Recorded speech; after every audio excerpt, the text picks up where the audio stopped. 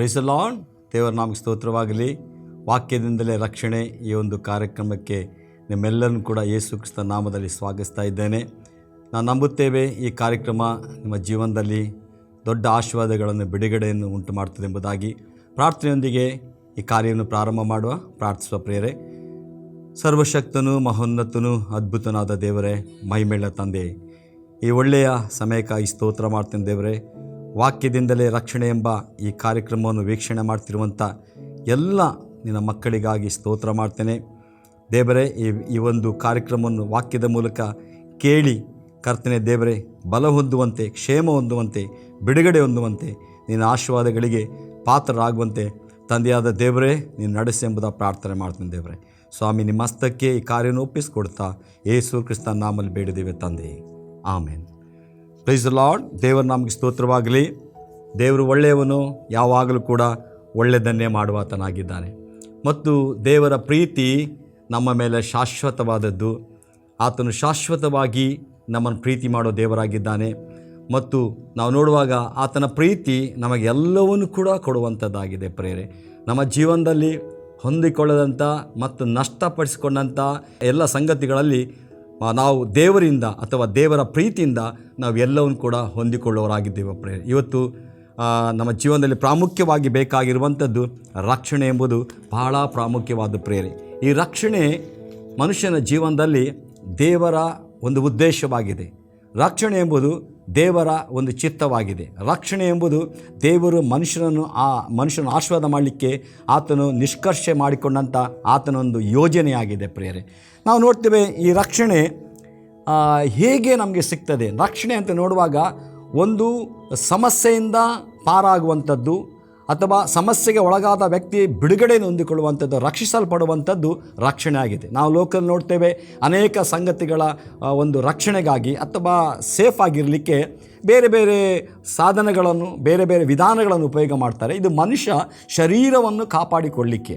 ಆದರೆ ಎಲ್ಲಿ ನೋಡ್ತೇವೆ ಆತ್ಮವನ್ನು ಕಾಪಾಡಿಕೊಳ್ಳಲಿಕ್ಕೆ ಅಥವಾ ನಿತ್ಯ ನರಕದಿಂದ ತಪ್ಪಿಸಿಕೊಳ್ಳಲಿಕ್ಕೆ ಮತ್ತು ದೇವರ ಆಶೀರ್ವಾದಗಳನ್ನು ಮನುಷ್ಯ ಹೊಂದಿಕೊಳ್ಳದಂತೆ ತಡೆ ಮಾಡುವಂಥ ಈ ಒಂದು ಸಂಗತಿಗಳಿಂದ ಬಿಡುಗಡೆ ಹೊಂದಲಿಕ್ಕೆ ಅಥವಾ ಅದನ್ನು ದೇವರ ಆಶೀರ್ವಾದ ಹೊಂದಿಕೊಳ್ಳಲಿಕ್ಕೆ ಒಂದು ಮಾರ್ಗ ಎಂಬುದಾಗಿ ನೋಡುವಾಗ ಪ್ರೇರೆ ಅದು ರಕ್ಷಣೆಯ ಮಾರ್ಗವಾಗಿದೆ. ದೇವರಿಗೆ ಸ್ತೋತ್ರವಾಗಲಿ. ಆ ರಕ್ಷಣೆ ನಮಗೆ ಎಲ್ಲಿಂದ ಸಿಗ್ತದಂತೆ ನೋಡುವಾಗ ಬೈಬಲ್ ವಾಕ್ಯ ಹೇಳ್ತಾರೆ. ಅಪೊಸ್ತಲರ ಕೃತ್ಯ ನಾವು ನೋಡ್ತೇವೆ. ಅಪೊಸ್ತಲರ ಕೃತ್ಯ 4ನೇ ಸಂಧಿ 12ನೇ ವಚನದಲ್ಲಿ ಹೀಗೆ ಬರೆಯಲ್ಪಟ್ಟಿದೆ: ಬರಬೇಕಾದ ರಕ್ಷಣೆಯು ಇನ್ನಾರಲ್ಲಿಯೂ ಸಿಕ್ಕುವುದಿಲ್ಲ. ಆ ಹೆಸರಿನಿಂದ ಹೊರತು ಆಕಾಶದ ಕೆಳಗೆ ಮನುಷ್ಯರೊಳಗೆ ಕೊಡಲ್ಪಟ್ಟಿರುವ ಬೇರೆ ಯಾವ ಹೆಸರಿಂದಲೂ ನಮಗೆ ರಕ್ಷಣೆ ಆಗುವುದಿಲ್ಲ ಎಂಬುದಾಗಿ. ದೇವರಿಗೆ ಸ್ತೋತ್ರವಾಗಲಿ. ಬರಬೇಕಾದ ರಕ್ಷಣೆಯು, ಹಲ್ಲೆಲೂಯಾ, ನಾವು ತಪ್ಪಿಸಿಕೊಳ್ಳುವಾದ ದೈವ ಕೋಪದಿಂದ, ನಿತ್ಯ ನರಕದಿಂದ ತಪ್ಪಿಸಿಕೊಳ್ಳಬೇಕಾದಂಥ ಮಾರ್ಗವು ಯಾವುದರಲ್ಲಿಯೂ ಕೂಡ ಸಿಗುವುದಿಲ್ಲ, ಅಥವಾ ರಕ್ಷಣೆಯು ಯಾವುದರಲ್ಲಿಯೂ ಸಿಕ್ಕುವುದಿಲ್ಲ. ನಮ್ಮ ಪ್ರಯತ್ನದಿಂದ, ನಮ್ಮ ಪ್ರಯಾಸದಿಂದ, ನಮ್ಮ ಯೋಗ್ಯತೆಗಳಿಂದ, ನಮ್ಮ ಪುಣ್ಯಕ್ರಿಯೆಗಳಿಂದ ಸಿಗುವುದಿಲ್ಲ ಎಂಬುದಾಗಿ ಬೈಬಲ್ ವಾಕ್ಯ ಹೇಳ್ತದೆ. ಆದರೆ ನಾವು ನೋಡ್ತೇವೆ ಆ ಹೆಸರಿನಿಂದಲೇ, ಆ ಹೆಸರು ಏನಂದರೆ ಯೇಸು ಕ್ರಿಸ್ತನ ಹೆಸರಿನಿಂದಲೇ ಹೊರತು ಆಕಾಶ ಕೆಳಗೆ ಮನುಷ್ಯರೊಳಗೆ, ಅಂದರೆ ಭೂಮಿಯಲ್ಲಿ ಮನುಷ್ಯರೊಳಗೆ ಕೊಡಲ್ಪಟ್ಟಿರುವ ಬೇರೆ ಯಾವ ಹೆಸರಿನಿಂದಲೂ ನಮಗೆ ರಕ್ಷಣೆ ಆಗುವುದಿಲ್ಲ ಎಂಬುದು. ಅಥವಾ ಪಾಪದ ರಕ್ಷಣೆ ಅಂದರೆ ಪಾಪದ ಪರಿಹಾರ, ನಿತ್ಯ ಜೀವ ಮತ್ತು ದೇವರಿಂದ ಬರುವಂಥ ರಕ್ಷಣೆ ಹೊಂದಿದಂಥ ವ್ಯಕ್ತಿಗೆ ದೇವರಿಂದ ಬರುವಂಥ ಸಕಲ ಆತ್ಮಿಕ ಆಶೀರ್ವಾದಗಳು, ಲೋಕ ಸಂಬಂಧವಾದ ಆಶೀರ್ವಾದಗಳು ಬರಬೇಕಾದರೆ ಅದು ಆ ಹೆಸರಿನಿಂದಲೇ ಮಾತ್ರ ಎಂಬುದಾಗಿ, ಆ ಹೆಸರು ಎಂಬುದಾಗಿ ಹೇಳುವಾಗ ಪ್ರೇರೆ ಯೇಸು ಕ್ರಿಸ್ತನೆಂಬ ಹೆಸರು ಪ್ರೇರೆ. ಬೈಬಲ್ ವಾಕ್ಯ ಹೇಳ್ತಾರೆ, ಆತನು ಹುಟ್ಟುವಾಗ ದೇವರು ಹೇಳ್ತಾನೆ ಈ ಮಗುಗೆ ಯೇಸು ಎಂದು ಹೆಸರಿಡಬೇಕು. ಅಂದರೆ ಅರ್ಥ ಏನಂದರೆ ಈತನು ತನ್ನ ಜನರನ್ನು ಅವರ ಪಾಪಗಳಿಂದ ಬಿಡಿಸಿ ಕಾಯುತ್ತಾನೆ. ಅಂದರೆ ದೇವರ ಉದ್ದೇಶ ಏನಂದರೆ ಯೇಸುವನ್ನು ಕಳಿಸಿದ್ದು ಜನರ ಪಾಪಗಳನ್ನು ಬಿಡಿಸಿ ಕಾಯುವುದಕ್ಕಾಗಿ. Price the lord. ಅಂದರೆ ಪ್ರತಿಯೊಬ್ಬ ಮನುಷ್ಯನಿಗೆ ರಕ್ಷಣೆ ಕೊಡುವುದಕ್ಕಾಗಿ ಈ ಲೋಕದೊಳಗೆ ಮನುಷ್ಯರ ಮಧ್ಯದಲ್ಲಿ ಆತನು ಯೇಸು ಜನಿಸಿ ಬಂದಿದ್ದಾನೆ ಪ್ರೇರೆ. ಯಾವ ಮನುಷ್ಯರ ಮೂಲಕ ಕೂಡ ರಕ್ಷಣೆ ಸಿಗುವುದಿಲ್ಲ ಎಂಬುದು ಬೈಬಲ್ ವಾಕ್ಯ ಹೇಳ್ತಾರೆ. ಆದರೆ ಒಬ್ಬನೇ ಒಬ್ಬ ದೇವಕುಮಾರನಾದ ಯೇಸು ಕ್ರಿಸ್ತನು ಆತನ ಲೋಕದಲ್ಲಿ ಮನುಷ್ಯನಾಗಿ ಜನಿಸಿ ಬಂದ. ಆ ಮನುಷ್ಯನಿಂದ, ದೇವಕುಮಾರನಾದ ಆ ಯೇಸುವಿನಿಂದ ರಕ್ಷಣೆ ಆಗ್ತದೆ ಎಂಬುದಾಗಿ ಬೈಬಲ್ ವಾಕ್ಯ ಹೇಳ್ತಾರೆ ಪ್ರೇರೆ. ಆದರೆ ನಾವು ನೋಡ್ತೇವೆ ನಮಗೆ ಈ ರಕ್ಷಣೆ ಹೊಂದಿಕೊಳ್ಬೇಕಾದ್ರೆ ನಾವು ಎಂಥ ಪ್ರಯಾಸಗಳನ್ನು ಮಾಡಬೇಕಾ ಪ್ರಿಯರೇ? ಬೈಬಲ್ ವಾಕ್ಯ ಅಂಥ ಕಠಿಣವಾದ ಸಂಗತಿಗಳನ್ನು ನಮಗೆ ಹೇಳ್ತದ? ನಾವು ಹಳ ಒಡಂಬಡಿಕೆ ನೋಡುವಾಗ ಧರ್ಮಶಾಸ್ತ್ರವನ್ನು ನಾವು ಕೈಕೊಂಡು ನಡಿಬೇಕು. ಪ್ರತಿಯೊಬ್ಬರು ನಡೆಯದಿದ್ದರೆ ಅವರು ಧರ್ಮಶಾಸ್ತ್ರದಲ್ಲಿ ಬರೋ ಎಲ್ಲ ಶಾಪಕ್ಕೆ ಅವರು ಗುರಿಯಾಗ್ತಾರೆ, ಎಲ್ಲ ಶಿಕ್ಷೆಗೆ ಗುರಿಯಾಗ್ತಾರೆ. ಅದು ಧರ್ಮಶಾಸ್ತ್ರ ನಿಯಮವಾಗಿತ್ತು. ಆದರೆ ಹೊಸ ಒಡಂಬಡಿಕೆ ನೋಡುವಾಗ ನಂಬಿಕೆಯ ಮೂಲಕ ರಕ್ಷಣೆ ಎಂಬುದಾಗಿ ಬೈಬಲ್ ವಾಕ್ಯ ಹೇಳ್ತದೆ. ಅದಕ್ಕೆ ಎಫೆಸ ಪತ್ರಿಕೆ 2ನೇ ಸಂಧಿ 8ನೇ ವಚನದಲ್ಲಿ ಹೀಗೆ ಬರೆಯಲ್ಪಟ್ಟಿದೆ, ನಂಬಿಕೆಯ ಮೂಲಕ ಕೃಪೆಯಿಂದಲೇ ರಕ್ಷಣೆ ಹೊಂದಿದವರಾಗಿದ್ದಿರಿ. ನಂಬಿಕೆಯ ಮೂಲಕವೇ ಕೃಪೆಯಿಂದಲೇ ರಕ್ಷಣೆ ಹೊಂದಿದವರಾಗಿದ್ದಿರಿ. ಆ ರಕ್ಷಣೆಯು ನಿಮ್ಮಿಂದ ಉಂಟಾದದಲ್ಲ. ಆ ರಕ್ಷಣೆಯು ನಿಮ್ಮಿಂದ ಉಂಟಾದರೆ ಅಥವಾ ಮನುಷ್ಯರಿಂದ ಉಂಟಾದದಲ್ಲ, ಸ್ವಪ್ರಯತ್ನದಿಂದ, ಒಳ್ಳೆಯ ಕ್ರಿಯೆಗಳಿಂದ, ಪ್ರಯತ್ನಗಳಿಂದ, ಪ್ರಯಾಸಗಳಿಂದ ಉಂಟಾದದ್ದು ಅಲ್ಲ. ಮತ್ತು ನೋಡುವಾಗ ಯಾವುದರಿಂದ ಉಂಟಾಯಿತು? ಅದು ದೇವರ ವರವೇ. ಅದು ದೇವರು ಉಚಿತವಾಗಿ, ವರ ಅಂದರೆ ದೇವರು ಉಚಿತವಾಗಿ ಕೊಟ್ಟಿರುವಂಥದ್ದು. ವರ ಅಂದರೆ ಮನುಷ್ಯನಿಗೆ ಏನು ಬೇಕೋ ದೇವರು ಉಚಿತವಾಗಿ ಕೊಟ್ಟಿರುವಂಥದ್ದು, ಅದು ವರವೇ. ಆ ವರ ಯಾವುದಂದರೆ ಯೇಸು ಕ್ರಿಸ್ತನೇ ಪ್ರಿಯರೇ. ಉಚಿತವಾಗಿ ಕೊಟ್ಟಿರುವಂಥ ಆ ವರ ಯಾವುದಂದರೆ ತನ್ನ ಮಗನಾದ ಯೇಸುವನ್ನೇ ಈ ಲೋಕದಲ್ಲಿ ಜನರ ರಕ್ಷಣೆಗಾಗಿ, ಹಲ್ಲೆಲೂಯಾ, ಜನರ ರಕ್ಷಣೆ ಹೊಂದುವುದಕ್ಕಾಗಿ ಆತನು ವರವಾಗಿರುವಂಥ ತನ್ನ ಕುಮಾರನಾದ ಯೇಸುವನ್ನೇ ಆತನು ವರವಾಗಿ ಈ ಲೋಕಕ್ಕೆ ಕೊಟ್ಟ ಪ್ರಿಯರೇ. ನಾವು ನೋಡ್ತೇವೆ, ಅದು ಪುಣ್ಯಕ್ರಿಯೆಗಳಿಂದ ಉಂಟಾದದ್ದಲ್ಲ, ಪುಣ್ಯಕ್ರಿಯೆಗಳನ್ನು ಮಾಡುವುದರ ಮೂಲಕ ಉಂಟಾಗುವಂಥದ್ದಲ್ಲ. ಆದುದರಿಂದ ಹೊಗಳಿಕೊಳ್ಳುವುದಕ್ಕೆ ಯಾರಿಗೂ ಆಸ್ಪದವಿಲ್ಲ. ಆದುದರಿಂದ ಹೊಗಳಿಕೊಳ್ಳುವುದಕ್ಕೆ, ತಾನು ರಕ್ಷಣೆ ಹೊಂದಿದ್ದೇನೆ, ನಾನು ನಿತ್ಯ ಜೀವನ ಹೊಂದಿಕೊಂಡಿದ್ದೇನೆ, ನಾನು ಪಾಪದ ಪರಿಹಾರ ಹೊಂದಿಕೊಂಡಿದ್ದೇನೆ, ಇದು ನನ್ನ ಒಳ್ಳೆಯ ಕ್ರಿಯೆಗಳ ಮೂಲಕ, ನಾನು ಪುಣ್ಯಗಳನ್ನು ಮಾಡೋದ್ರ ಮೂಲಕ, ನಾನು ಯೋಗ್ಯ ವ್ಯಕ್ತಿಯಾಗಿ ಜೀವಿಸೋದ್ರ ಮೂಲಕ ನಾನು ರಕ್ಷಣೆ ಹೊಂದಿದ್ದೇನೆ, ಅಥವಾ ಇದು ನನಗೆ ದೇವರು ಕೊಟ್ಟಿದ್ದಾನೆ ಎಂದು ಹೇಳಲಿಕ್ಕಿಲ್ಲ ಪ್ರಿಯರೇ. ಯಾಕಂದರೆ ಯಾವನ ಪುಣ್ಯಕ್ರಿಯೆಗಳು ಕೂಡ ದೇವರ ಮುಂದೆ ಯೋಗ್ಯವಾಗಿ ನಿಂತುಕೊಳ್ಳಿಕ್ಕೆ ಆಗೋದಿಲ್ಲ. ಮನುಷ್ಯ ಪ್ರತಿದಿನ ಪ್ರತಿಕ್ಷಣ ತಪ್ತಾ ಇರ್ತಾನೆ, ಅಪರಾಧಗಳನ್ನು ಮಾಡ್ತಾನೆ, ದೋಷಗಳನ್ನು ಮಾಡ್ತಾನೆ, ದೇವರ ವಿರುದ್ಧವಾದ ಪಾಪಗಳನ್ನು ಮಾಡ್ತಾನೆ ಪ್ರಿಯರೇ. ನಾನು ನೋಡುವಾಗ, ಆದರೆ ಇಲ್ಲಿ ಬೈಬಲ್ ವಾಕ್ಯ ಹೇಳ್ತದೆ, ನಂಬಿಕೆಯ ಮೂಲಕ ಕೃಪೆಯಿಂದಲೇ. ಕೃಪೆ ಅಂದರೆ ನಾವು ಯಾವುದನ್ನೂ ಮಾಡದೆ, ಪ್ರೈಸ್ ದಿ ಲಾರ್ಡ್, ನಂಬಿಕೆಯ ಮೂಲಕ ಹೊಂದಿಕೊಳ್ಳುವಂಥದ್ದೇ ಕೃಪೆ ಪ್ರಿಯರೇ. ನಂಬಿಕೆಯ ಮೂಲಕ ಹೊಂದಿಕೊಳ್ಳುವಂಥದ್ದು ಯಾವುದು ನಮ್ಮ ಕ್ರಿಯೆಗಳಿಂದಲ್ಲ. ಯೇಸು ಕ್ರಿಸ್ತನು ಶಿಲುಬೆಯಲ್ಲಿ ಮಾಡಿ ಮುಗಿಸಿದಂಥ ಕಾರ್ಯವನ್ನು ನಾವು ನಂಬುವುದರ ಮೂಲಕ ನಮಗೆ ರಕ್ಷಣೆ ಆಗ್ತದೆ. ಇದು ನಮ್ಮ ಕ್ರಿಯೆಗಳಿಂದಲ್ಲ. ಬೈಬಲ್ ವಾಕ್ಯ ಹೇಳ್ತಾರೆ, ಅದು ರಕ್ಷಣೆಯು ನಿಮ್ಮಿಂದ ಉಂಟಾದದಲ್ಲ. ನಮ್ಮಿಂದಲೇ ನಾವು ರಕ್ಷಣೆ ಎಂಬುದು ನಾವೇ ಸಂಪಾದನೆ ಮಾಡಿಕೊಳ್ಳತಕ್ಕಂಥ ವಿಷಯ ಅಲ್ಲ. ನಾವೇ ರಕ್ಷಣೆಯನ್ನು ಸಂಪಾದನೆ ಮಾಡಿಕೊಂಡು ನಿತ್ಯ ಜೀವಕ್ಕೆ ಬಾಧ್ಯಸ್ಥರಾಗಲಿಕ್ಕೆ ಸಾಧ್ಯವಿಲ್ಲ. ನಾವೇ ರಕ್ಷಣೆಯನ್ನು ಸಂಪಾದನೆ ಮಾಡಿಕೊಂಡು ದೇವರ ಮುಂದೆ ನೀತಿವಂತರ ನಿಂತುಕೊಂಡು, ನಾನು ನೀತಿವಂತನಾಗಿದ್ದೇನೆ ದೇವರೇ, ನಿನ್ನಿಂದ ಬರುವಂಥ ಎಲ್ಲ ಆಶೀರ್ವಾದಗಳನ್ನು ನನಗೆ ದಯಪಾಲಿಸಿ ಎಂಬುದಾಗಿ ಯಾವ ಮನುಷ್ಯನೂ ಕೂಡ ಪರಿಶುದ್ಧನಾದ ದೇವರ ಮುಂದೆ, ನೀತಿ ಸ್ವರೂಪನಾದ ನೀತಿ ನ್ಯಾಯಗಳನ್ನು ನಡೆಸುವಂಥ ದೇವರ ಮುಂದೆ ನಿಂತುಕೊಳ್ಳಿಕ್ಕೆ ಆಗುವುದಿಲ್ಲ ಪ್ರಿಯರೇ. ಅದಕ್ಕೆ ಬೈಬಲ್ ವಾಕ್ಯ ಹೇಳ್ತಾರೆ, ಅದು ನಿಮ್ಮಿಂದ ಉಂಟಾದದಲ್ಲ, ಅದು ದೇವರೇ ಮಾಡಿದ್ದು. ದೇವರೇ ಈ ರಕ್ಷಣೆ ಎಂಬುದನ್ನು ಮನುಷ್ಯರಿಗೆ ದೇವರೇ ತನ್ನ ಮಗನಾದ ಯೇಸು ಕ್ರಿಸ್ತನ ಮೂಲಕ ಆತನು ಮಾಡಿಟ್ಟಿದ್ದಾನೆ ಪ್ರಿಯರೇ. ಅದು ದೇವರ ವರವೇ. ದೇವರ ಅನಾದಿ ಸಂಕಲ್ಪದ ಮೂಲಕ ಅದನ್ನು ವರವಾಗಿ ದೇವರು ಮನುಷ್ಯನಿಗೆ ಕೊಟ್ಟಿದ್ದಾನೆ ಪ್ರಿಯರೇ. ಮತ್ತು ಅದು ಪುಣ್ಯಕ್ರಿಯೆಗಳನ್ನು ಮಾಡೋದ್ರ ಮೂಲಕ ಸಿಗುವಂಥದ್ದಲ್ಲ ಪ್ರಿಯರೇ. ಇವತ್ತು ನಾವು ಪುಣ್ಯಕ್ರಿಯೆಗಳನ್ನು ಮಾಡ್ಬೋದು, ನಾಳೆ ಅಪರಾಧ ಮಾಡ್ಬೋದು ಪ್ರಿಯರೇ. ನಾಡ್ದು ಪುಣ್ಯಕ್ರಿಯೆಗಳನ್ನು ಮಾಡ್ಬೋದು, ಇನ್ನೊಂದು ಸಲ ಪಾಪಗಳನ್ನು ಅಪರಾಧಗಳು ಮಾಡ್ಬೋದು. ಹೇಗೆ ಪ್ರಿಯರೇ ನಾವು ದೇವರ ಮುಂದೆ ಪ್ರತಿದಿನ ಯೋಗ್ಯ ವ್ಯಕ್ತಿಗಳಾಗಿ ನಿಂತುಕೊಳ್ಳಿಕ್ಕೆ ಆಗ್ತದೆ? ಆಗಾಗ ಮನುಷ್ಯನು ತಪ್ತಾ ಇರ್ತಾನೆ. ಆದರೆ ದೇವರ ಸ್ತೋತ್ರ, ನಂಬುವುದರ ಮೂಲಕ ಪ್ರತಿದಿನ ನಾವು ರಕ್ಷಿಸಲ್ಪಟ್ಟಂಥ ವ್ಯಕ್ತಿಗಳಾಗಿ ದೇವರ ಮುಂದೆ ನಿಂತುಕೊಳ್ಳಿಕ್ಕೆ, ರಕ್ಷಣೆ ಎಂಬುದು ಒಂದು ಸಾರಿ ನಮಗೆ ರಕ್ಷಣೆ ಆದಾಗ ಪ್ರೇರೆ ನಾವು ದೇವರ ಮಕ್ಕಳಾಗ್ತೇವೆ, ನಾವು ನೀತಿವಂತರೆಂಬುದು ನಿರ್ಣಯಿಸಲ್ಪಡ್ತೇವೆ ಎಂಬುದಾಗಿ ಬೈಬಲ್ ವಾಕ್ಯ ಹೇಳಿದರೆ, ಆ ರಕ್ಷಣೆ ಎಂಬುದು ಅದು ದೇವರೇ ಮಾಡಿದ್ದು, ದೇವರೇ ತನ್ನ ಮಗನ ಮೂಲಕ ನಿರ್ವಹಿಸಿದ್ದ ಪ್ರೇರೆ. ಈ ಕಾರ್ಯವನ್ನು, ರಕ್ಷಣಾ ಕಾರ್ಯವನ್ನು ಯೇಸು ಕ್ರಿಸ್ತನ ಮೂಲಕ ದೇವರು ಮಾಡಿ ಮುಗಿಸಿದ್ದಾನೆ. ಶಿಲುಬೆಯಲ್ಲಿ ಯೇಸು ಅದನ್ನು ಮಾಡಿ ಮುಗಿಸಿದ್ದಾನೆ. Praise the lord. ಆತನು ಶಿಲುಬೆಯಲ್ಲಿ ಮಾಡಿ ಮುಗಿಸಿದ ಕಾರ್ಯ ಯಾವುದಂತೆ ನೋಡುವಾಗ, ಆತನು ನಮ್ಮ ಅಪರಾಧಗಳನ್ನು, ನಮ್ಮ ದ್ರೋಹಗಳನ್ನು, ನಮ್ಮ ಶಾಪಗಳನ್ನು, ನಮ್ಮ ಅನ್ಯಾಯ ಮೋಸ ವಂಚನೆಗಳನ್ನು ಆತನು, ಅದಕ್ಕೆ ಬರತಕ್ಕ ಶಿಕ್ಷೆಯನ್ನು ಆತನು ಶಿಲುಬೆಯಲ್ಲಿ ತಾನೇ ಹೊತ್ತುಕೊಂಡ. ಅದಕ್ಕಾಗಿ ರಕ್ತ ಸುರಿಸಿದ, ಪಾಪದ ಪರಿಹಾರಕ್ಕಾಗಿ ರಕ್ತ ಸುರಿಸಿದ. ಆತನು ಕೊನೆಗೆ ತನ್ನ ಪ್ರಾಣವನ್ನೇ ಕೊಟ್ಟ. ಯಾಕಂದರೆ ಮನುಷ್ಯನು ಈ ಪಾಪದ ಶಿಕ್ಷೆಯನ್ನು ಹೊಂದಿಕೊಳ್ಳಬೇಕು ಪ್ರಿಯರೇ. ಮನುಷ್ಯರಾದ ನಾವು ಈ ಪಾಪದ ಶಿಕ್ಷೆಗೆ ನಾವು ಬಾಧ್ಯರಾಗಿದ್ದೆವು. ಆದರೆ ದೇವರು ನಿಜವಾಗಿಯೂ ನಮ್ಮ ಅಪರಾಧಗಳನ್ನು ನಮ್ಮ ಮೇಲೆ ಹಾಕದೆ ಯೇಸು ಕ್ರಿಸ್ತನ ಮೇಲೆ ಹಾಕಿದರು ಪ್ರಿಯರೇ. ಆತನು ನಮ್ಮ ಎಲ್ಲ ಅಪರಾಧಗಳನ್ನು ಹೊತ್ತುಕೊಂಡು ಶಿಲುಬೆಯಲ್ಲಿ ಹೊತ್ತುಕೊಂಡು ನೀಗಿಸಿಬಿಟ್ಟ, ಸತ್ತ. ಆತನು ಮೃತ್ಯುಂಜಯನ ಗೆದ್ದು ಬಂದ, ನಮ್ಮನ್ನು ನೀತಿವಂತರ ನಿರ್ಣಯಿಸಲ್ಪಟ್ಟ. ಈ ಸಂಗತಿ ದೇವರೇ ಮಾಡಿದ್ದು, ಅದು ಯಾವುದರಿಂದ ಅಂದರೆ ಆತನ ಅನಾದಿ ಸಂಕಲ್ಪದ ಮೂಲಕ 2024 ವರ್ಷಗಳ ಹಿಂದೆ ತನ್ನ ಮಗನಾದ ಯೇಸು ಕ್ರಿಸ್ತನ ಮೂಲಕ ಈ ರಕ್ಷಣಾ ಕಾರ್ಯವನ್ನು ಆತನು ಮಾಡಿ ಮುಗಿಸಿದ್ದಾನೆ ಪ್ರಿಯರೇ. ಇನ್ನು ಆತನು ಮುಗಿಸಲಿಕ್ಕಿಲ್ಲ, ಮಾಡಿ ಮುಗಿಸಿದ್ದಾನೆ. ಇನ್ನು ಆತನು ಇನ್ನೊಂದು ಸಾರಿ ಬರುವಂಥದ್ದು ಮಾತ್ರ.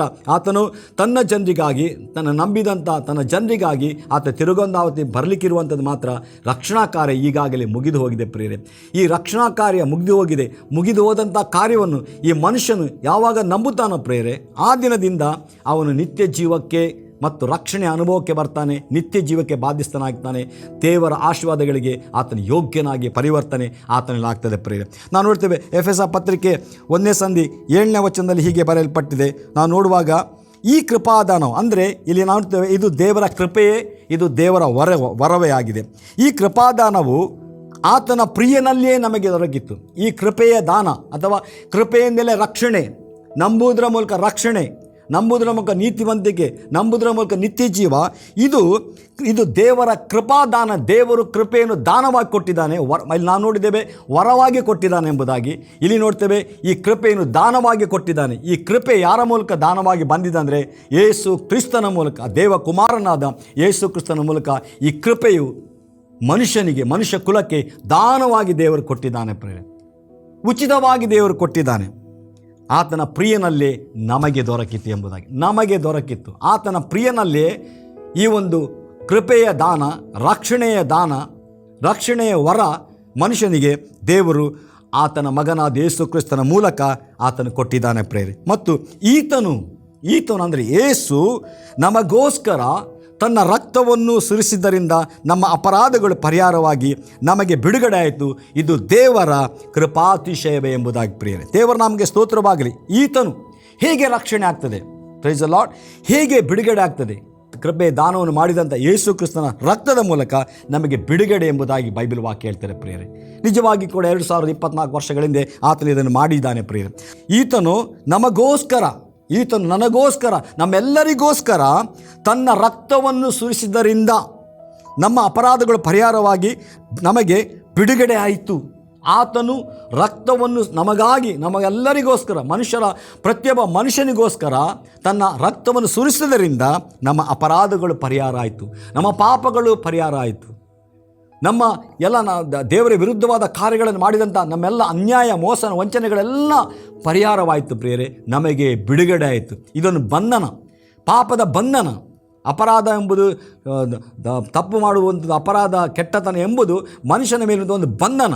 ಆದರೆ ಯೇಸು ತನ್ನ ರಕ್ತವನ್ನು ಸುರಿಸುವ ಮೂಲಕ ಈ ಪಾಪದ ಪರಿಹಾರಕ್ಕಾಗಿ ದೇವರ ಮುಂದೆ ತನ್ನ ರಕ್ತವನ್ನು ಸುರಿಸಿದ, ಪ್ರಾಣವನ್ನು ಕೊಟ್ಟ.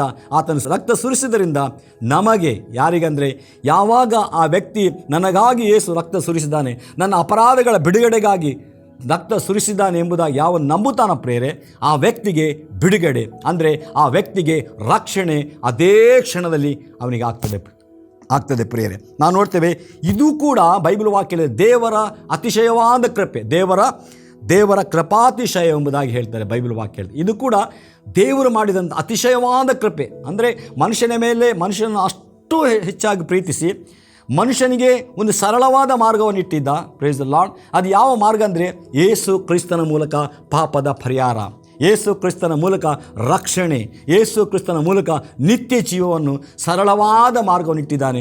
ಆ ಸರಳವಾದ ಮಾರ್ಗ ಏನು ಅಂದರೆ ಆತನು ಮಾಡಿದಂಥ ಶಿಲುಬೆಯಲ್ಲಿ ಆತನು ಮಾಡಿ ಮುಗಿಸಿದ ಕಾರ್ಯವನ್ನು ನಾವು ನಂಬುವುದು. ಕೇವಲ ನಮ್ಮ ಹೃದಯನ ನಂಬುವಾಗ ದೇವರಿಗೆ ಸ್ತೋತ್ರವಾಗಲಿ, ನಾವು ನಿಜವಾಗಿಯೂ ರಕ್ಷಣೆ ಅನುಭವಕ್ಕೆ ನಾವು ಬರುವವರಾಗಿದೆ. ದೇವರು ನಮ್ಮನ್ನು ನೀತಿವಂತನೆಂಬುದಾಗಿ ನಿರ್ಣಯ ಮಾಡುವ ಆತನಾಗಿದ್ದಾನೆ. 1ನೇ ಯೋಹಾನ 3ನೇ ಸಂಧಿ 16ನೇ ವಚನ ಹೀಗೆ ಬರೆಯಲ್ಪಟ್ಟಿದೆ, ಕ್ರಿಸ್ತನು ನಮಗೋಸ್ಕರ ತನ್ನ ಪ್ರಾಣವನ್ನು ಕೊಟ್ಟದರಲ್ಲಿಯೇ ಪ್ರೀತಿ ಇಂಥದ್ದೆಂಬುದು ನಮಗೆ ತಿಳಿದು ಬಂತು. ಕ್ರಿಸ್ತನು ನನಗೋಸ್ಕರ ನಮ್ಮೆಲ್ಲರಿಗೋಸ್ಕರ ತನ್ನ ಪ್ರಾಣವನ್ನು ಕೊಟ್ಟದರಲ್ಲಿಯೇ ಪ್ರೀತಿ ಅಥವಾ ದೇವರ ಪ್ರೀತಿ ಇಂಥದ್ದೆಂಬುದು ನಮಗೆ ತಿಳಿದು ಬಂದಿದೆ. ಈಗ ಯೇಸು ಸ್ವಾಮಿ ಯಾಕೆ ಆತನು ಪ್ರಾಣ ಕೊಡಬೇಕಿತ್ತು? ಯಾಕೆ ಆತ ರಕ್ತ ಸುರಿಸಬೇಕಿತ್ತು? ಯಾಕೆ ಆತನು ಈ ಭೂಮಿಯ ಮೇಲೆ ಮನುಷ್ಯ ಕುಮಾರನಾಗಿ ಜನಿಸಿ ಬರಬೇಕಿತ್ತು? ಒಂದು ಪ್ರಶ್ನೆ ನಮ್ಮ ಜೀವನದಲ್ಲಿ ಇರುವುದಾದರೆ ಬೈಬಲ್ ವಾಕ್ಯ ಹೇಳ್ತಾರೆ, ಕ್ರಿಸ್ತನು ನಮಗೋಸ್ಕರ ಲೋಕಕ್ಕೆ ಬಂದದ್ದು, ಕ್ರಿಸ್ತನು ನಮಗೋಸ್ಕರ ರಕ್ತ ಸುರಿಸಿದ್ದು, ಕ್ರಿಸ್ತನು ನಮ್ಮ ಪಾಪಗಳನ್ನು ಹೊತ್ತುಕೊಂಡದ್ದು, ನಮಗೆ ರಕ್ಷಣೆ ಕೊಡಲಿಕ್ಕೆ ಬಂದದ್ದು. ಯಾಕೆಂದರೆ ಇದು ಕೇವಲ ದೇವರ ಪ್ರೀತಿ ಪ್ರಿಯರೇ. ಬೈಬಲ್ ವಾಕ್ಯ ಹೇಳ್ತಾರೆ, ತನ್ನ ಪ್ರಾಣವನ್ನು ಕೊಟ್ಟದರಲ್ಲಿಯೇ ಪ್ರೀತಿ ಅಥವಾ ದೇವರ ಪ್ರೀತಿ ಇಂಥದ್ದೇ ಎಂಬುದಾಗಿ ಪ್ರಕಟವಾಯಿತು ಪ್ರಿಯರೇ. ದೇವರ ಪ್ರೀತಿ ಇಂಥದ್ದೇ. ಎಂಥ ಪ್ರೀತಿ ಅಂದರೆ, ಮನುಷ್ಯ ಪಾಪ ಮಾಡಿದ ಪ್ರತಿಯೊಬ್ಬ ಮನುಷ್ಯನೂ ಕೂಡ ನಾಶನಕ್ಕೆ ಹೋಗಬೇಕು. ಪಾಪ ಮಾಡಿದ ಪ್ರತಿಯೊಬ್ಬ ವ್ಯಕ್ತಿ ಕೂಡ ನರಕಕ್ಕೆ ಹೋಗಬೇಕು. ಪಾಪ ಮಾಡಿದ ಪ್ರತಿಯೊಬ್ಬ ವ್ಯಕ್ತಿ ಕೂಡ ಈ ಲೋಕದಲ್ಲಿ ಸಂಕಟ, ಸಂಕಷ್ಟಗಳನ್ನು, ಇಕ್ಕಟ್ಟುಗಳನ್ನು, ಸಮಸ್ಯೆಗಳನ್ನು ಅನುಭವಿಸಬೇಕು. ಪಾಪ ಮಾಡಿದ ಪ್ರತಿಯೊಬ್ಬ ವ್ಯಕ್ತಿಯ ಮೇಲೆ ಸೈತಾನನಿಗೆ ಅಧಿಕಾರ ಇರ್ತದೆ, ದುರಾತ್ಮಗಳಿಗೆ ಅಧಿಕಾರ ಇರ್ತದೆ. ದುರಾತ್ಮಗಳು ಆತನನ್ನು ಪೀಡಿಸ್ತಾ ಇರ್ತದೆ, ಸೈತಾನ ಪೀಡಿಸ್ತಾ ಇರ್ತಾನೆ. ಯಾಕೆಂದರೆ ಆತನು ಪಾಪಿ ಆದಾಗ ಸೈತಾನಿಗೆ ಆತನ ಮೇಲೆ ಯಾವಾಗಲೂ ಕೂಡ ಹಿಡಿತಾ ಇರ್ತದೆ ಪ್ರಿಯರೇ. ಆದರೆ ಯಾವಾಗ ಯೇಸು ಕ್ರಿಸ್ತನಲ್ಲಿ ಒಬ್ಬ ವ್ಯಕ್ತಿ ನಂಬಿಕೆ ಇಡ್ತಾನೆ ಪ್ರಿಯರೇ, ಪಾಪದ ಪರಿಹಾರವನ್ನು ನಂಬುವುದರ ಮೂಲಕ ಆತನು ಹೊಂದಿಕೊಳ್ತಾನೆ ಪ್ರಿಯರೇ, ಆಗ ಆತನು ನಿರ್ದೋಷಿಯು, ನೀತಿವಂತನು ಹಾಗೆ ಮಾರ್ಪಡ್ತಾನೆ. Praise the lord. ದೇವರ ಮುಂದೆ ಆತ ನೀತಿವಂತನಾಗ್ತಾನೆ, ದೇವರ ಮಗನಾಗ್ತಾನೆ.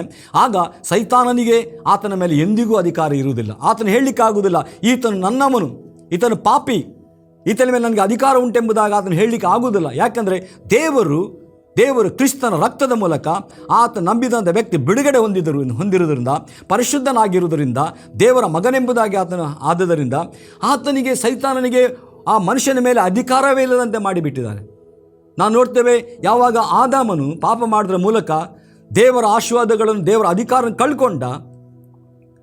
ಆದರೆ ದೇವರ ಸ್ತೋತ್ರ, ಎರಡನೇ ಆದಾಮನು ಪ್ರತಿಯೊಬ್ಬ ಮನುಷ್ಯನ ಅಧಿಕಾರವನ್ನು ಕಳ್ಕೊಂಡಿದ್ದಾನೆ. ಆ ಅಧಿಕಾರವನ್ನು ತಿರುಗಿ ಮನುಷ್ಯನಿಗೆ ಕೊಡಲಿಕ್ಕಾಗಿ, ಸ್ಥಾಪಿಸಲಿಕ್ಕಾಗಿ, ಸೈತಾನನ ಕಾರ್ಯಗಳನ್ನು ಲಯಪಡಿಸೋದಕ್ಕಾಗಿ ದೇವರು ಮನುಷ್ಯ ಕುಮಾರನಾಗಿ ಜನಿಸಿ ಬಂದ. ಯಾಕಂದರೆ ಪ್ರತಿಯೊಬ್ಬ ಮನುಷ್ಯನು ಸೈತಾನ ಬಂಧನದಲ್ಲಿದ್ದು ಆತನು ದೇವರಿಂದ ಆಶೀರ್ವಾದ ಹೊಂದಿಕೊಳ್ಳದಂತೆ ಪ್ರತಿಯೊಬ್ಬ ಮನುಷ್ಯನನ್ನು ಪಾಪದ ಬಂಧನದಲ್ಲಿಟ್ಟುಕೊಂಡು ತನಗೆ ಬೇಕಾದ ರೀತಿಯಲ್ಲಿ ಅವರು ನಷ್ಟಪಡಿಸಿ, ಕಷ್ಟಪಡಿಸಿ, ವೇದನೆ ಪಡಿಸಿ, ಬೇರೆ ದುಶ್ಚಟಗಳನ್ನು ಕೊಟ್ಟು ಅವನನ್ನು ನಾಶ ಮಾಡುವಂಥ ಆ ಸೈತಾನ ಕೈಯಿಂದ ಬಿಡಿಸುವುದಕ್ಕಾಗಿ ಯೇಸು ತನ್ನ ರಕ್ತವನ್ನು ಸುರಿಸಿದ್ದಾನೆ. ಮತ್ತು ಆತನು ಶಿಲುಬೆಯಲ್ಲಿ ಆತನು ಮರಣ ಹೊಂದಿ ಆತನು ಮೃತ್ಯುಂಜಯನ ಗೆದ್ದು ಬರೋದ್ರ ಮೂಲಕ ನಂಬಿದವರನ್ನು ಸೈತಾನ ಕೈಯಿಂದ ಕೂಡ, ಸೈತಾನ ಬಂಧನಗಳನ್ನು ಕೂಡ ಅವರಿಗೆ ದೇವರು ಬಿಡುಗಡೆ ಮಾಡಿದ್ದಾನೆ ಪ್ರಿಯರೇ. ಮತ್ತು ದೇವರ ಆಶೀರ್ವಾದಗಳು, ಸಕಲ ವಿಧವಾದ ಆಶೀರ್ವಾದಗಳು, ಆತನು ಸ್ವತಂತ್ರವಾಗಿ ಸಮಾಧಾನವಾಗಿ ಜೀವಿಸುವಂಥ ಎಲ್ಲ ಕಾರ್ಯಗಳು ಆತನ ಜೀವನದಲ್ಲಿ ದೇವರು ಮಾಡಿಬಿಟ್ಟಿದ್ದಾನೆ ಪ್ರಿಯರೇ. ಹಲ್ಲೆಲೂಯಾ. ಇದು ಕೇವಲ ದೇವರ ಕೃಪೆ ಮಾತ್ರವಲ್ಲ ಪ್ರಿಯರೇ. ಬೈಬಲ್ ವಾಕ್ಯ ಹೇಳಿದರೆ ಇದು ದೇವರು ಪ್ರೀತಿ ಮಾಡಿದ್ದಾನೆ ಪ್ರಿಯರೇ. ಯಾಕೆ ಪ್ರೀತಿ ಮಾಡಿದ್ದಾನೆ? ಒಂದು ಪ್ರಶ್ನೆ ಬರ್ಬೋದು. ಯಾಕೆ ದೇವರು ಪ್ರೀತಿ ಮಾಡಬೇಕು ಪ್ರಿಯರೇ? ಇವತ್ತು ನಾವೆಲ್ಲರೂ ಕೂಡ ನಮ್ಮ ಮಕ್ಕಳನ್ನು ಪ್ರೀತಿ ಮಾಡ್ತೇವೆ. ನಮ್ಮ ಮಕ್ಕಳಿಗೆ ನಾಶನ ಬರಲಿಕ್ಕೆ ನಾವು ಇಷ್ಟಪಡೋದಿಲ್ಲ. ನಮ್ಮ ಮಕ್ಕಳು ಕಷ್ಟದಲ್ಲಿರುವಂಥದ್ದು, ನಮ್ಮ ಮಕ್ಕಳು ಒಟ್ಟಾರೆ ಜೀವಿಸಿ ನಾಶವಾಗುವುದಕ್ಕಾಗಿ ತಂದೆ ಇಷ್ಟಪಡೋದಿಲ್ಲ. ನನ್ನ ಮಗ ಹೇಗಾದರೂ ಒಳ್ಳೆಯವನಾಗಬೇಕು, ನನ್ನ ಮಗ ಆಶೀರ್ವಾದವಾಗಿ ಜೀವಿಸಬೇಕು, ನನ್ನ ಮಗನಿಗೆ ಕಷ್ಟ ಇರಬಾರ್ದು, ಬಾಧೆ ಇರಬಾರ್ದು ಎಂಬುದ ಪ್ರತಿಯೊಬ್ಬ ತಂದೆ, ಒಳ್ಳೆಯ ತಂದೆ ಈ ಲೋಕದಲ್ಲಿ ಮಗನ ವಿಷಯ ಚಿಂತಿಸ್ತಾನೆ ಪ್ರಿಯರೇ. ದೇವರಿಗೆ ಸ್ತೋತ್ರ. ನಮ್ಮೆಲ್ಲರನ್ನು ಸೃಷ್ಟಿ ಮಾಡಿರುವಂಥ ನನ್ನ ಒಳ್ಳೆಯ ತಂದೆ, ನಮ್ಮೆಲ್ಲರ ಒಳ್ಳೆಯ ತಂದೆ, ನಮ್ಮ ದೇವರು, ಪರಲೋಕದ ದೇವರು, ಈ ಲೋಕವನ್ನು, ಭೂಲೋಕವನ್ನು ಎಲ್ಲವೂ ಕೂಡ ಸೃಷ್ಟಿ ಮಾಡಿದ ದೇವರು ಆತ ನನ್ನನ್ನು ಮತ್ತು ನಿಮ್ಮನ್ನು ಸೃಷ್ಟಿ ಮಾಡಿದ್ದಾನೆ ಪ್ರಿಯರೇ. ಈ ಲೋಕದ ತಂದೆ ಮಗನನ್ನು ಪ್ರೀತಿಸಿ ಅವನ ಒಳ್ಳೆಯದನ್ನು, ಹಿತವನ್ನು ಬಯಸುವಾಗ ಸೃಷ್ಟಿ ಮಾಡಿದ ದೇವರು ನಾವು ನರಕಕ್ಕೆ ಹೋಗುವಂಥದ್ದು, ಸೈತಾನ ಬಂಧನ ಪೀಡಿಸಲ್ಪಡುವಂಥದ್ದು, ಲೋಕದಲ್ಲಿ ಜೀವಿಸುವಾಗ ದುಃಖದಲ್ಲಿ ಜೀವಿಸಲಿಕ್ಕೆ, ಕಷ್ಟದಲ್ಲಿ ಜೀವಿಸಲಿಕ್ಕೆ ದೇವರು ಸೃಷ್ಟಿ ಮಾಡಿದ ದೇವರು ಇಷ್ಟಪಡ್ತಾನೆ ಪ್ರಿಯರೇ. ಆದಾಮನನ್ನು ಉಂಟು ಮಾಡಿದಾಗ ಆತನಿಗಾಗಿ ಎಲ್ಲವನ್ನು ಕೂಡ ಸೃಷ್ಟಿ ಮಾಡಿದ, ಆತನ ಕೈಗೆ ಅಧಿಕಾರವನ್ನು ಕೂಡ ಕೊಟ್ಟ.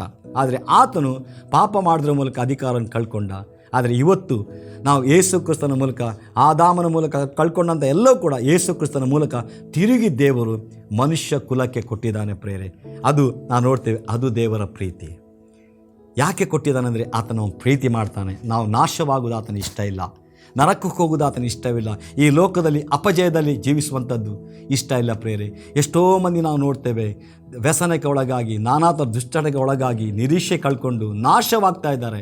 ತಮ್ಮ ಶರೀರವನ್ನು ನಾಶ ಮಾಡ್ಕೊಳ್ತಾರೆ, ತಮ್ಮ ಪ್ರಾಣವನ್ನು ನಾಶ ಮಾಡ್ಕೊಳ್ತಾರೆ, ತಮ್ಮ ಜೀವಿತವನ್ನು ನಾಶ ಮಾಡ್ಕೊಳ್ತಿದ್ದಾರೆ.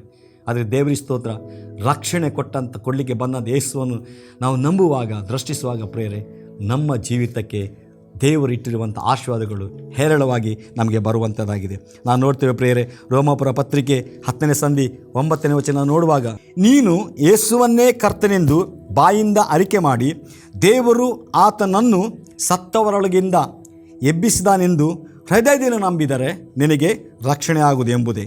ಹೃದಯದಿಂದ ನಂಬುವುದರ ಮೂಲಕ ನೀತಿ ದೊರಕುತ್ತದೆ, ಬಾಯಿಂದ ಅರಿಕೆ ಮಾಡೋದ್ರ ಮೂಲಕ ರಕ್ಷಣೆ ಆಗ್ತದೆ ಎಂಬುದಾಗಿ. ದೇವರು ನಮಗೆ ಸ್ತೋತ್ರವಾಗಲಿ. ಪ್ರೈಸ್ ಅಲ್ಲ. ಮತ್ತು ಈತನ ಮೇಲೆ ನಂಬಿಕೆ ಇಡುವ ಯಾವನಾದರೂ ಆಶಾಭಂಗ ಪಡುವುದಿಲ್ಲ ಎಂದು ಶಾಸ್ತ್ರವು ಹೇಳುತ್ತದಷ್ಟೇ. ಈ ವಿಷಯದಲ್ಲಿ ಯಹೂದ್ಯರಿಗೂ ಗ್ರೀಕನಿಗೂ ಹೆಚ್ಚು ಕಡಿಮೆ ಏನೂ ಇಲ್ಲ. ಎಲ್ಲರಿಗೂ ಒಬ್ಬನೇ ಕರ್ತನು. ಆತನು ತನ್ನ ನಾಮವನ್ನು ಹೇಳಿಕೊಳ್ಳುವ ಎಲ್ಲರಿಗೂ ಹೇರಳವಾಗಿ ಕೊಡುವವನಾಗಿದ್ದಾನೆ. ಕರ್ತನ ನಾಮವನ್ನು ಹೇಳಿಕೊಳ್ಳುವವರೆಲ್ಲರಿಗೂ ರಕ್ಷಣೆ ಆಗ್ತದೆ ಎಂಬುದಾಗಿ. ಎಷ್ಟು ಈಸಿಯಾಗಿ ದೇವರು ಒಂದು ಸಂಕಲ್ಪವನ್ನು ಮಾಡಿದ ಪ್ರಿಯರೇ, ತನ್ನ ಮಗನಾದ ಯೇಸು ಕ್ರಿಸ್ತನ ಮೂಲಕ. ಅದು ಯಾವ ಸಂಕಲ್ಪ ಅಂದರೆ, ನೀನು ಯೇಸುವನ್ನೇ ಕರ್ತನೆಂದು ಬಾಯಿಂದ ಆರಿಕೆ ಮಾಡಿದರೆ ದೇವರು ನಮಗಾಗಿ ಆತನು ಸತ್ತಿದ್ದಾನೆ, ನನ್ನ ಪಾಪದ ಪರಿಹಾರಕ್ಕೆ ಸತ್ತಿದ್ದಾನೆ. ಅಷ್ಟು ಮಾತ್ರವಲ್ಲ, ದೇವರು ಆತನನ್ನು ಸತ್ತವರೊಳಗಿಂದ ಎಬ್ಬಿಸಿದ್ದಾನೆ ಎಂದು ನೀನು ಹೃದಯನ ನಂಬಿದರೆ, ಬಾಯಿಂದ ಆರಿಕೆ ಮಾಡಿ ಹೃದಯನ ನಂಬಿದರೆ ನಿನಗೆ ರಕ್ಷಣೆಯಾಗುವುದು ಎಂಬುದೇ ದೇವರ ಉಚಿತವಾದ ರಕ್ಷಣೆ. ಕೃಪೆಯಿಂದಲೇ ಸಿಗುವಂಥ ರಕ್ಷಣೆ, ದೇವರ ವರವಾಗಿರುವಂಥ ರಕ್ಷಣೆ, ಪುಣ್ಯಕ್ರಿಯೆಗಳಿಂದ ಹೊಂದಿಕೊಳ್ಳದಂಥ ರಕ್ಷಣೆ ದೇವರು ನಂಬುವುದರ ಮೂಲಕ, ಆತನ ಮಗನಾದ ಯೇಸುವನ್ನು ನಂಬುವುದರ ಮೂಲಕ ನಂಬಿದಂಥ ವ್ಯಕ್ತಿಗೆ ರಕ್ಷಣೆ ಆಗುವುದೆಂಬುದೇ. ಹೃದಯದಿಂದ ನಂಬುವುದರ ಮೂಲಕ ನೀತಿ ಸಿಗ್ತದೆ. ಹೃದಯದಿಂದ ಯೇಸು ನನ್ನ ಪಾಪದ ಪರಿಹಾರಕ್ಕಾಗಿ ಶಿಲುಬೆಯಲ್ಲಿ ಪ್ರಾಣ ಕೊಟ್ಟಿದ್ದಾನೆ, ರಕ್ತ ಸುರಿಸಿದ ನನಗಾಗಿ ಸತ್ತಿದ್ದಾನೆ, ಎದ್ದು ಬಂದಿದ್ದಾನೆ ಎಂಬುದನ್ನು ನಂಬುವುದರ ಮೂಲಕ, ಹೃದಯದಲ್ಲಿ ನಂಬುವುದರ ಮೂಲಕ ನೀತಿ ನಮಗೆ ದೇವರ ನೀತಿ ನಮಗೆ ಸಿಗ್ತದೆ. ಅಂದರೆ ನಾವು ನೀತಿವಂತರಾಗಿ ಅದೇ ಕ್ಷಣದಲ್ಲಿ ಮಾರ್ಪಾಟಾಗ್ತೇವೆ. ಬಾಯಿಂದ ಅರಿಕೆ ಮಾಡೋದ್ರ ಮೂಲಕ ರಕ್ಷಣೆ ಆಗ್ತದೆ. ಯೇಸುವೇ ನಿನ್ನ ಕರ್ತನು, ನನ್ನ ಒಡೆಯನೆಂಬುದಾಗಿ ನಾವು ಅರಿಕೆ ಮಾಡುವಾಗ ದೇವರಿಗೆ ಸ್ತೋತ್ರ. ಬೈಬಲ್ ವಾಕ್ಯ ಹೇಳ್ತಾರೆ, ಹೃದಯ ನಂಬುವಾಗ ನೀತಿವಂತರಾಗ್ತೇವೆ, ಬಾಯಿಂದ ಅರಿಕೆ ಮಾಡಿದಾಗ ನಮಗೆ ರಕ್ಷಣೆ ಆಗ್ತದೆ. ಎಷ್ಟು ಸುಲಭವಾದ ಸಂಗತಿಯನ್ನು ದೇವರು ಮಾಡಿದ್ದಾನೆ. ಯಾಕೆ ಮಾಡಿದ್ದಾನೆಂದರೆ, ನಾವು ನೋಡಿದೆವು 1 ಯೋಹನ 3ನೇ ಸಂಧಿ 16ನೇ ವಚನ ನೋಡುವಾಗ ಅಲ್ಲಿ ದೇವರು ನಮ್ಮನ್ನು ಎಷ್ಟೋ ಪ್ರೀತಿ ಮಾಡಿದ್ದಾನೆ ಪ್ರಿಯರೇ. ದೇವರ ಪ್ರೀತಿ ಇದೆಲ್ಲವನ್ನು ಕಡೆ ಕೊಡ್ತಾ ಉಂಟು. ದೇವರ ಪ್ರೀತಿ ಎಂಥದ್ದಂದರೆ, ಒಬ್ಬನಾದರೂ ನಾಶವಾಗುವುದಲ್ಲಿ ದೇವರಿಗೆ ಇಷ್ಟ ಇಲ್ಲ. ಒಬ್ಬನೂ ನಾಶವಾಗೋದು ಇಷ್ಟ ಇಲ್ಲ. ಪ್ರತಿಯೊಬ್ಬನೂ ಕೂಡ ದೇವರಿಗೆ ಬಾಧ್ಯನಾಗಬೇಕು, ಆಶೀರ್ವಾದಕ್ಕೆ ಬಾಧ್ಯನಾಗಬೇಕು, ನಿತ್ಯ ಜೀವ ಸ್ವರ್ಗ ರಾಜ್ಯಕ್ಕೆ ಬಾಧ್ಯಸ್ಥರಾಗಬೇಕೆಂಬುದಾಗಿ ಆತನು ಈ ಉದ್ದೇಶವನ್ನು ತನ್ನ ಮಗನಾದ ಯೇಸು ಕ್ರಿಸ್ತನ ಮೂಲಕ ಮಾಡಿದ್ದಾನೆ. ಬೈಬಲ್ ವಾಕ್ಯ ಇದ್ದರೆ, ಆತನ ಮೇಲೆ ನಂಬಿಕೆ ಇಡುವ ಯಾವನಾದರೂ ಆಶಾಭಂಗ ಪಡುವುದಿಲ್ಲ. ಪ್ರೈಸ್ ಅಲ್ಲ. ಮತ್ತು ಎಲ್ಲರಿಗೂ ಒಬ್ಬನೇ ಕರ್ತನು. ಆತನು ತನ್ನ ನಾಮವನ್ನು ಹೇಳಿಕೊಳ್ಳೋರು ಎಲ್ಲರಿಗೂ ಹೇರಳವಾಗಿ ಕೊಡ್ತಾನೆ. ಕರ್ತನ ನಾಮವನ್ನು ಹೇಳಿಕೊಳ್ಳೋರು ಎಲ್ಲರಿಗೂ ರಕ್ಷಣೆ ಆಗ್ತದೆ. ಕರ್ತನ ನಾಮವನ್ನು ಹೇಳಿಕೊಳ್ಳುವ ಎಲ್ಲರಿಗೇನಾಗ್ತದೆ? ರಕ್ಷಣೆ ಆಗ್ತದೆ. ಕರ್ತನ ನಾಮವನ್ನು ಹೇಳಿಕೊಳ್ಳೋದ್ರೆ ಏನು? Praise the lord. ಕರ್ತನು ಯೇಸು ಕ್ರಿಸ್ತನಾಗಿದ್ದಾನೆ. ಆತನ ನಾಮವನ್ನು ಹೇಳಿಕೊಳ್ಳೋದಂದರೆ ಈ ಭೂಲೋಕದ ಕೆಳಗೆ, ಆಕಾಶ ಕೆಳಗೆ, ಭೂಮಿಯ ಮೇಲೆ ಇರುವಂಥ ಯಾವ ಮನುಷ್ಯರೊಳಗೆ ಕೂಡ ರಕ್ಷಣೆ ಆಗುವುದಿಲ್ಲ. ರಕ್ಷಣೆ ಆಗುವುದಾದರೆ ದೇವರ ಸ್ತೋತ್ರ, ಅದು ಯೇಸು ಕ್ರಿಸ್ತನ ಮೂಲಕ ಮಾತ್ರ ಪ್ರಿಯರೇ. ಅದಕ್ಕೆ ನಾವು ಹೇಳಿಕೊಳ್ಳೋ, ಯೇಸುವೇ ನಿನ್ನ ನಾಮವನ್ನು ನಂಬುತ್ತೇನೆ ದೇವರೇ, ನೀನು ಶಿಲುಬೆಯಲ್ಲಿ ನನಗಾಗಿ ರಕ್ತ ಸುರಿಸಿದ್ದನ್ನು, ಪ್ರಾಣ ಕೊಟ್ಟದ್ದನ್ನು, ನನಗಾಗಿ ಸತ್ತದ್ದನ್ನು ನಾನು ನಂಬುತ್ತೇನೆ. ಇದರ ಮೂಲಕ ನನ್ನ ಪಾಪದ ಪರಿಹಾರವಾಗಿದೆ ನಂಬುತ್ತೇನೆ ಅಂತ ಹೇಳಿಕೊಳ್ಳುವಂಥ ಪ್ರತಿಯೊಬ್ಬರಿಗೆ, ಈ ಯೇಸು ಕ್ರಿಸ್ತನ ನಾಮವನ್ನು ಹೇಳಿಕೊಳ್ಳುವವರಿಗೆ, ಯೇಸು ಕ್ರಿಸ್ತನ ನಾಮದಲ್ಲಿ ನನಗೆ ಬಿಡುಗಡೆ ಆಗಿದೆ, ಯೇಸು ಕ್ರಿಸ್ತನ ಮೂಲಕ ನಾನು ಬಿಡುಗಡೆ ಹೊಂದಿದ್ದೇನೆ ಎಂಬುದು ಯಾರು ಹೇಳ್ತಾರ ಪ್ರೇರೆ, ಯೇಸುವನ ನಾಮವನ್ನು ಉಚ್ಚಾರ ಮಾಡಿ ನಂಬಿಕೆಯನ್ನು ಹೇಳ್ತಾರೆ ಪ್ರೇರೆ, ಅವರೆಲ್ಲರಿಗೂ ಕೂಡ ರಕ್ಷಣೆ ಆಗ್ತದೆ ಪ್ರೇರೆ. ಇದು ಉಚಿತವಾದ ರಕ್ಷಣೆ ಆಗಿದೆ ಪ್ರಿಯ. ಇದು ದೇವರು ಕೊಡುವಂಥ ಅದ್ಭುತವಾದ ರಕ್ಷಣೆ ಆಗಿದೆ. ನನ್ನ ಪ್ರಿಯರೇ, ಈ ಲೋಕದಲ್ಲಿ ನಿರೀಕ್ಷೆ ಇಲ್ಲದೆ ಪಾಪದಲ್ಲಿ ಜೀವಿಸ್ತಾ ನರಕಕ್ಕೆ ಅಥವಾ ನಿತ್ಯ ಜೀವನ ಕಳ್ಕೊಳ್ಳುವಂಥ ಆ ಸ್ಥಿತಿಯಲ್ಲಿ ಇರುವುದಾದರೆ ದೇವರ ವಾಕ್ಯ ಹೇಳ್ತದೆ, ಆತನ ನಂಬುವುದರ ಮೂಲಕ ಇದನ್ನು ಉಚಿತವಾಗಿ ದೇವರು ರಕ್ಷಣೆಯನ್ನು ಕೊಟ್ಟಿದ್ದಾನೆ. ಕೃಪೆಯಿಂದಲೇ ರಕ್ಷಣೆ ಹೊಂದುವಂಥದ್ದು ಪ್ರೇರೆ. ಮತ್ತು ಆ ಕೃಪಾದಾನವು ಆತನ ಪ್ರಿಯನಾದ ಯೇಸು ಕ್ರಿಸ್ತನ ಮೂಲಕವೇ ನಮಗೆ ಕೊಟ್ಟಿದೆ. ಆತನು ನಮಗೋಸ್ಕರ ರಕ್ತ ಸುರಿಸುವ ಮೂಲಕ ನಮ್ಮ ಅಪರಾಧಗಳು, ಪಾಪಗಳು ಪರಿಹಾರ ಆಗಿ ನಮಗೆ ಬಿಡುಗಡೆ ಆಗಿದೆ. ಬಿಡುಗಡೆ ಆದುದನ್ನು ನಂಬುವ ಪ್ರಿಯರೇ, ದೇವರ ಆಶೀರ್ವಾದಗಳು ನಿಮ್ಮ ಜೀವನದ ಎಲ್ಲ ಕ್ಷೇತ್ರಗಳಲ್ಲಿ ಈ ಲೋಕದಲ್ಲಿ ಇರ್ತದೆ ಪ್ರಿಯರೇ. ಸೈತಾನ ಬಂಧನಗಳು, ಸೈತಾನ ನೊಗಗಳು ನಿಮ್ಮ ಮೇಲೆ ಕಾರ್ಯ ಮಾಡಲಿಕ್ಕೆ ಆಗುವುದಿಲ್ಲ. ಯಾಕಂದರೆ ನಿಮಗೆ ಅಧಿಪತಿ, ನೀವು ಯಾರನ್ನು ನಂಬಿಕೊಂಡು ಅರಿಕೆ ಮಾಡ್ತಿರೋ, ಕರ್ತನಿಂದ ಒಪ್ಪಿಕೊಳ್ತಿರೋ, ಆತನು ಆದಿರದಿಂದ ನಿಮಗೆ ಅಧಿಪತಿಯಾಗಿರ್ತಾನೆ. ಆತ ನಿಮಗೆ ಕರ್ತನಾಗಿರ್ತಾನೆ. ಆತನ ಕರ್ತನು ಅಧಿಪತಿ ನಿಮಗೆ ಆಗಿರುವುದರಿಂದ ಸೈತಾನಾಗಲಿ, ದುರಾತ್ಮಗಳಾಗಲಿ, ಈ ಲೋಕದ ಯಾವ ಸಂಗತಿಗಳಾಗಲಿ ನಿಮಗೆ ಕೇಡು ಮಾಡಲಿಕ್ಕೆ, ಅಪಾಯ ಮಾಡಲಿಕ್ಕೆ, ಗಂಡಾಂತರ ತರಲಿಕ್ಕೆ, ಉಪದ್ರ ಮಾಡಲಿಕ್ಕೆ ಆಗುವುದಿಲ್ಲ. ಯಾಕಂದರೆ ದೈವಿಕ ಪ್ರೊಟೆಕ್ಷನ್, ದೈವಿಕ ಆಶೀರ್ವಾದಗಳು ಯೇಸು ಕ್ರಿಸ್ತನ ಮೂಲಕ ನಿಮ್ಮ ಜೀವಿತಗಳನ್ನು ಆವರಿಸಿಕೊಂಡಿರ್ತದೆ. ಇದು ದೇವರ ಉಚಿತವಾದ ಆಶೀರ್ವಾದ, ಕೃಪೆ. ನಾವು ಪ್ರಾರ್ಥನೆ ಮಾಡೋ ಪ್ರೇರೆ. ಕರ್ತನೇ, ನಿನ್ನ ನಾಮಕ್ಕೆ ಸ್ತೋತ್ರವಾಗಲಿ. ಒಳ್ಳೆಯ ದೇವರು ನೀನು ಸ್ವಾಮಿ. ನೀನು ಮನುಷ್ಯರೆಲ್ಲರನ್ನು ಕೂಡ ಪ್ರೀತಿ ಮಾಡಿ ನಿನ್ನ ಮಗನನ್ನು ಕಳಿಸಿಕೊಟ್ಟಿದ್ರಿ. ಆತನ ಮೂಲಕ ಲೋಕಕ್ಕೆ ರಕ್ಷಣೆ ಇಟ್ಟಿದ್ರಿ. ಯಾರು ಆತನ ನಂಬುತ್ತಾರೋ ಸ್ವಾಮಿ, ಅವರೆಲ್ಲರೂ ಕೂಡ ಪಾಪದ ಪರಿಹಾರವನ್ನು ಹೊಂದಿಕೊಳ್ಳೋದ್ರ ಮೂಲಕ ರಕ್ಷಣೆ ಹೊಂದುತ್ತಾರೆ. ಇದು ಉಚಿತವಾಗಿ ನೀನು ವರವಾಗಿ ಕೊಟ್ಟಿರುವಂಥದ್ದು. ಕರ್ತನೇ, ಸಂದೇಶ ಕೇಳಿದ ಪ್ರತಿಯೊಬ್ಬ ರಕ್ಷಣೆ ಹೊಂದಿದಂಥ ಪ್ರತಿಯೊಬ್ಬ ವ್ಯಕ್ತಿ ಈ ಸಂದೇಶವನ್ನು ಕೇಳಿ ನಿನ್ನ ಮಗನ ನಂಬುವುದರ ಮೂಲಕ ಸ್ವಾಮಿ ರಕ್ಷಣೆ ಹೊಂದಿ ನಿತ್ಯ ಜೀವಕ್ಕೆ, ನಿತ್ಯ ಆಶೀರ್ವಾದಗಳಿಗೆ ಬಾಧ್ಯಸ್ಥರಾಗಲಿ ಎಂಬುದಾಗಿ ಬೇಡಿಕೊಳ್ತೇನೆ ದೇವರೇ. ಈ ಸಂದೇಶವನ್ನು ಕರ್ತನೆ ನೀನು ಆಶೀರ್ವಾದ ಮಾಡು, ಎಲ್ಲ ಜನರ ಜೀವನದಲ್ಲಿ ದೊಡ್ಡ ಕಾರ್ಯವನ್ನು ಮಾಡಬೇಕಾ ಬೇಡಿಕೊಳ್ತಾ ಎಲ್ಲ ಮಹಿಮೆನೇ ನಿಗುಂಟಾಗಲಿ. ಯೇಸು ಕ್ರಿಸ್ತನ ನಾಮದಲ್ಲಿ ಬೇಡಿದ್ದೇವೆ ತಂದೆ, amen amen. Praise God. Thank you Jesus. ಸುವಾರ್ತೆ ತಲುಪದ ಊರು ಇರಲೇಬಾರದು, ಸಭೆಯೂ ಇಲ್ಲದ ಗ್ರಾಮ ಇರಬಾರದೆಲ್ಲಿಯೂ. ಸುವಾರ್ತೆ ತಲುಪದ ಊರು ಇರಲೇಬಾರದು, ಸಭೆಯೂ ಇಲ್ಲದ ಗ್ರಾಮ ಇರಬಾರದೆಲ್ಲಿಯೂ. ಇದುವೇ ಇದುವೇ ಇದುವೇ ನಮ್ಮ ಬಯಕೆ, ಇದುವೇ ಇದುವೇ ಇದುವೇ ನಮ್ಮ ಗುರಿಯು. ಇದುವೇ ಇದುವೇ ಇದುವೇ ನಮ್ಮ ಬಯಕೆ, ಇದುವೇ ಇದುವೇ ಇದುವೇ ನಮ್ಮ ಗುರಿಯು. ಸುವಾರ್ತೆ ತಲುಪದ ಊರು ಇರಲೇಬಾರದು, ಸಭೆಯೂ ಇಲ್ಲದ ಗ್ರಾಮ ಇರಬಾರದೆಲ್ಲಿಯೂ. ಸುವಾರ್ತೆ ತಲುಪದ ಊರು ಇರಲೇಬಾರದು, ಸಭೆಯೂ ಇಲ್ಲದ ಗ್ರಾಮ